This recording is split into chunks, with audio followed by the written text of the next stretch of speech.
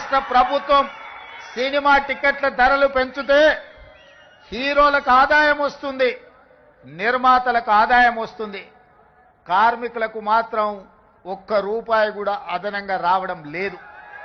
అందుకే ఈ వేదిక మీద నుంచి మీకు మాట ఇస్తున్నా, ఆ ఆదాయంలో 20% కార్మికులకు ఇస్తేనే రాష్ట్ర ప్రభుత్వం జీవో ఇస్తుంది. మీ శ్రమతో సంపాదించే ప్రతి రూపాయిలో మీకు వాటా ఉండాలి, మీకు భాగస్వామ్యం ఉండాలి.